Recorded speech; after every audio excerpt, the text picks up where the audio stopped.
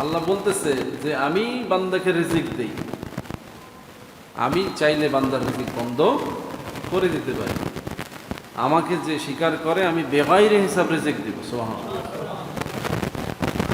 অথচ যখন কেউ আল্লাহকে মানে না তখনও কিন্তু রিজিক বন্ধ হয় না, হয়নি?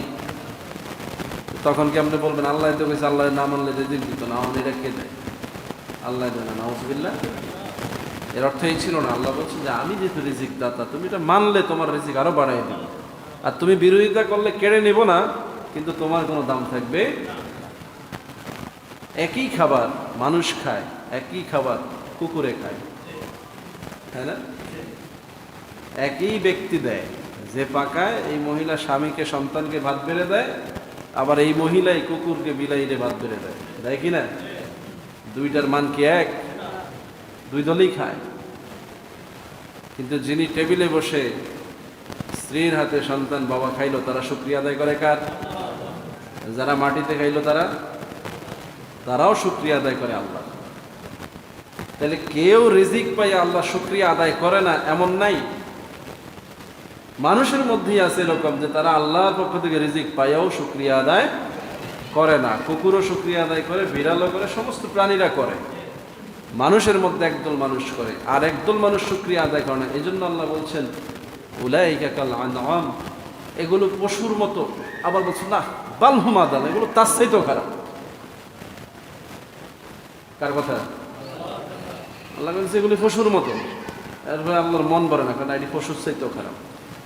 এই কারণে বলছে যে পশুগুলো তো আমার শুকরিয়া আদায় করে, পশুগুলো তো আমার কাছ থেকে দয়া পায়া মায়া পায়া আমাকে স্বীকার করে। মানুষের মধ্যে এমন কিছু মানুষ এগুলো তার চাইতেও খারাপ, এগুলো আমাকে স্বীকার করে না, নাউযুবিল্লাহ।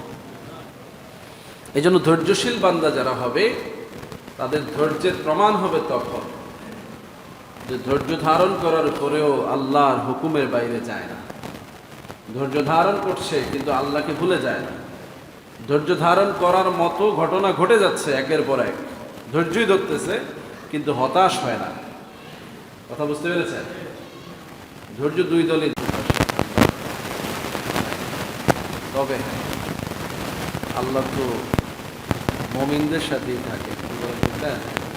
কাফের বেঈমানদের সাথে আল্লাহ যদিও তাদের ধৈর্য থাকে, তাহলে ডিফারেন্স কোথায়?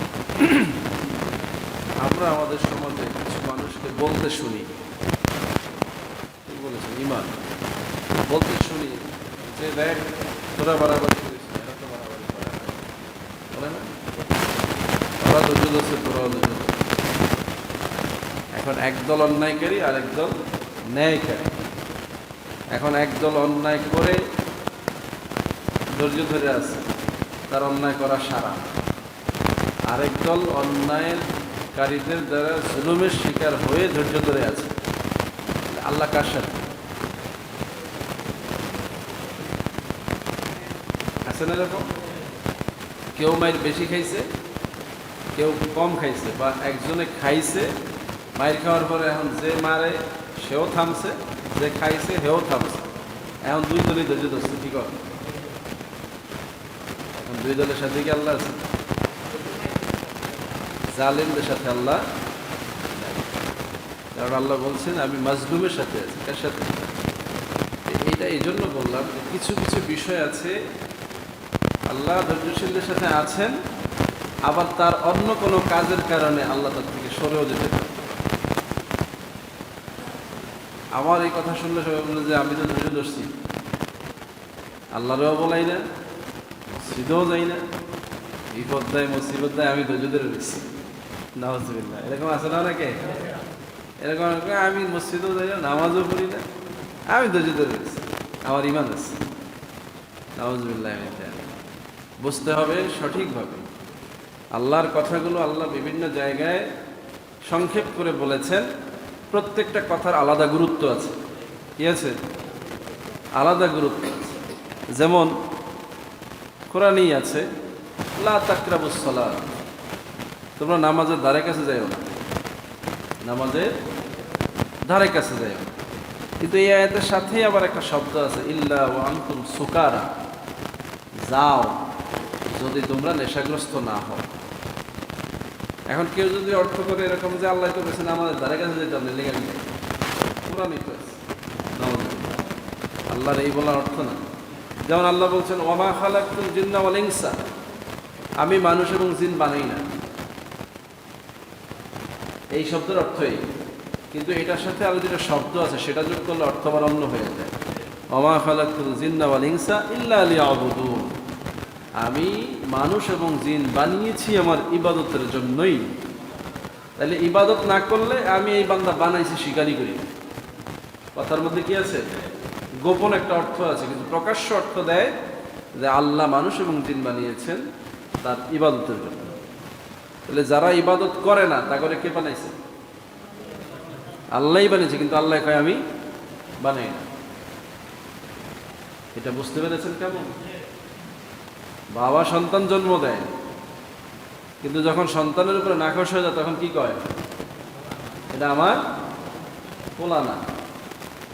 রক্ত কিন্তু প্রমাণ করে তার ফোলা, কিন্তু বাপ স্বীকার করে না বিধায় এই ফোলার কোনো দামও নাই। ঠিক আল্লাহ বানিয়েছেন এটা সত্য, কিন্তু আল্লাহ যখন বলবে যে এটা আমার ইবাদত করে না যেহেতু এটাকে আমি বানাই না, তার মানে এই বান্দার জীবন বরবাদ।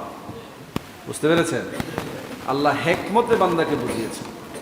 আল্লাহ খুব দয়ালু, আল্লাহর ভাষা খুব মায়াবী ভাষা। সুবহানাল্লাহ। আল্লাহ বান্দাকে কষ্ট দিতে চান না, কঠিন করে বলেন না। শব্দগুলো এমন মায়াবীভাবে সাজিয়েছেন যাতে করে মানুষ সহজেই বুঝতে পারে যে না, আল্লাহ আমার উপরে রাজি হওয়ার সুযোগ রাখছে, আল্লাহ আমার উপর রাগ না। সমাজের মানুষ অনেক সময় শর্ত দেয়, এই তুই যদি বেশি বাড়াবাড়ি করাস তাহলে কিন্তু তোরে সমাজ ছাড়া করে দেবো, বলেনি? আর যদি এই প্রথম অংশ বাদ দিয়ে এভাবে বলে এই তোরে কিন্তু সমাজ ছাড়া করে দেব, তাহলে অর্থ দুই রকম হয় না? একটা হলো বাড়াবাড়ি করলে সমাজ ছাড়া, আর একটা হলো কোনো শব্দ নাই ডাইরেক্ট সমাজ ছাড়া। দুইটার অর্থ দুই রকম না? তাহলে আল্লাহ পাক এমন ভাবে বলেছেন যাতে করে বান্দা আশা না হারায়। সুবহানাল্লাহ। এই আশা জাগ্রত রেখে আল্লাহ আমাকে আপনাকে ধমক দিয়েছে। বাপ মাও এরকম ধমকায়, কথা না শুনলে বাদ দিতাম না, হয়নি?